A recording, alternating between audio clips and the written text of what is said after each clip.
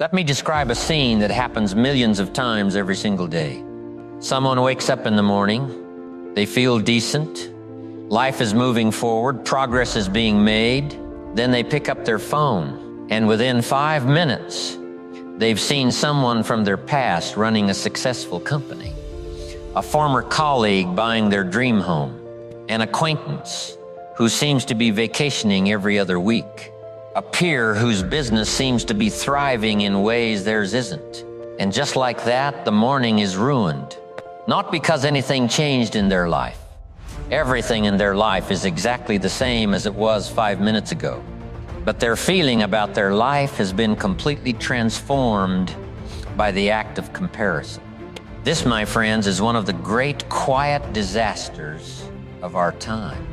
The ancient trap now, I want you to understand, this is not new. Theodore Roosevelt famously said that comparison is the thief of joy. And he was right. But what he couldn't have known in his day is how dramatically technology would amplify the opportunities for comparison. In Roosevelt's time, you compared yourself to your neighbors, to the people in your town, to those you encountered daily. The comparison circle was limited by geography. Today, the comparison circle is the entire planet, billions of people, all presenting the highlight reel of their lives, all visible to you at any moment of any day. It's comparison on a scale no generation in history has ever experienced. And we wonder why anxiety is rising, why contentment is declining, why people feel perpetually behind. What you're actually comparing here is the most important thing to understand about comparison. You are comparing your insides to someone else's outside. You know your doubts. You know your failures. You know your quiet fears at 2 in the morning.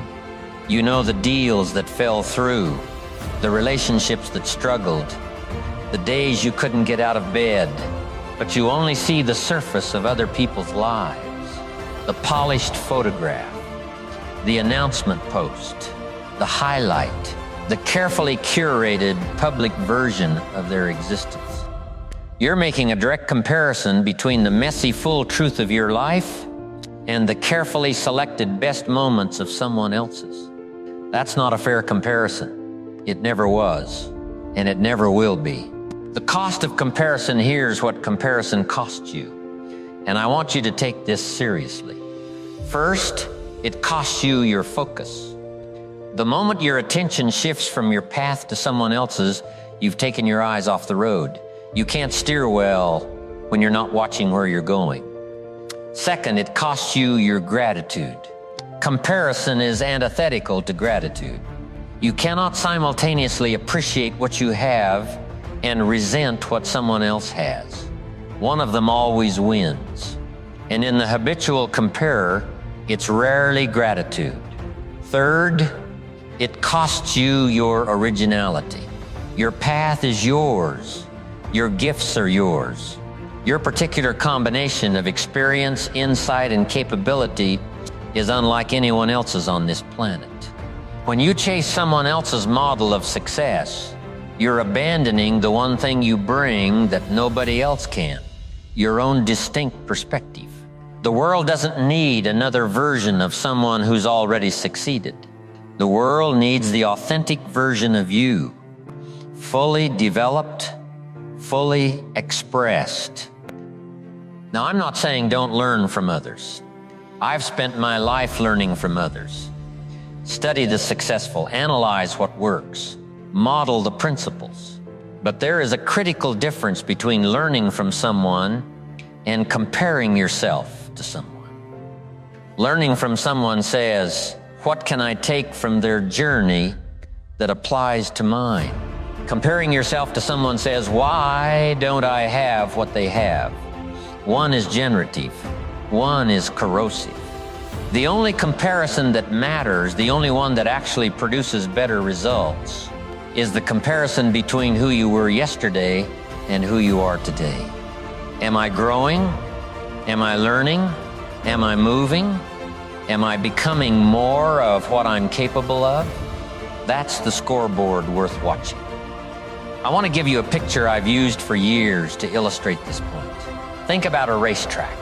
8 runners in 8 lanes.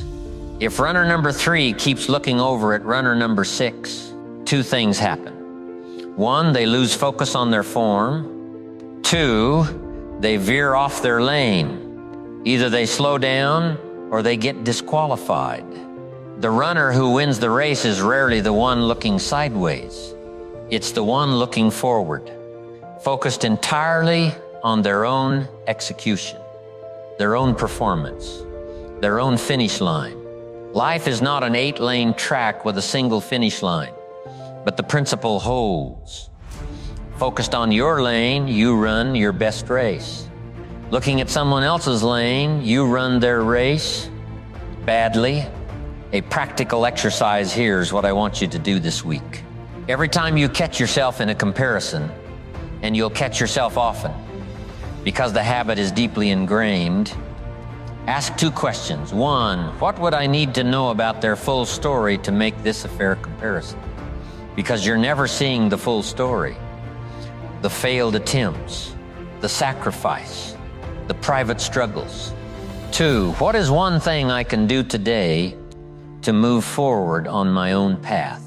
Redirect the energy from comparison to contribution, from looking sideways to looking forward. The comparison habit can be broken, but like all habits, it requires conscious replacement, not just suppression.